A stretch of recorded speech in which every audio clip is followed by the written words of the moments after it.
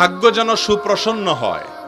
আপনার ভাগ্যে ভালো কিছু লেখা হোক, এটা যদি আপনি চান, প্রথম কথা হলো ভাগ্য লেখনটা কখন হয়।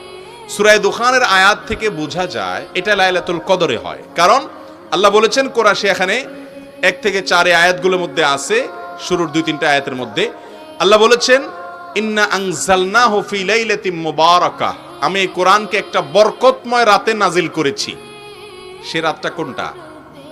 কোরআন নাজিল হয়েছে কোন রাতে? লাইলাতুল কদরে। দলিল আল্লাহ কোরআনেই বলেছেন ইন্না আনজালনাহু ফি লাইলাতিল কদর, লাইলাতুল কদরে কোরআন নাজিল করেছি। তাহলে যেই রাতে কোরআন নাজিল করেছি, আল্লাহ এর পরের আয়াতে বলছেন ফিহা ইউফরাকু কুল্লু আমরিন হাকিম, সে রাতে সব গুরুত্বপূর্ণ বিষয়গুলো ধার্য করা হয়, ফরক করা হয়।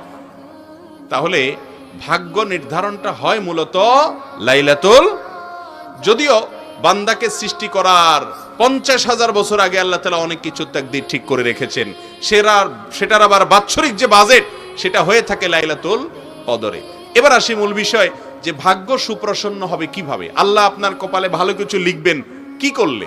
নাম্বার 1, আপনি যখন আল্লাহর প্রতি ঈমান আনবেন, আপনার মধ্যে যখন তাকওয়া থাকবে, তাকওয়া আল্লাহর কথা মেনে চলার মানসিকতা থাকবে, হালাল হারাম বাজ বিচার করে চলার চেতনা আপনার অন্তরে থাকবে, এই ব্যক্তির জিন্দেগিতে আল্লাহ তাআলা বরকত খুলে দিবেন। কোরআনে আল্লাহ ওয়াদা করেছেন ওয়ালাউ আন্না আহলাল কুরআ আমানু ওয়াত্তাকাউ লাফাতাহনা আলাইহিম বারাকাতিম মিনাস সামা, যদি ঈমান এবং তাকওয়া আনে কোন জনপদ, কোন এলাকার মানুষেরা আল্লাহর প্রতি বিশ্বাস রাখে আর অন্তরে তাকওয়া থাকে, তাদের জন্য আসমানের সমস্ত বরকতের দুয়ার আমি খুলে দিব।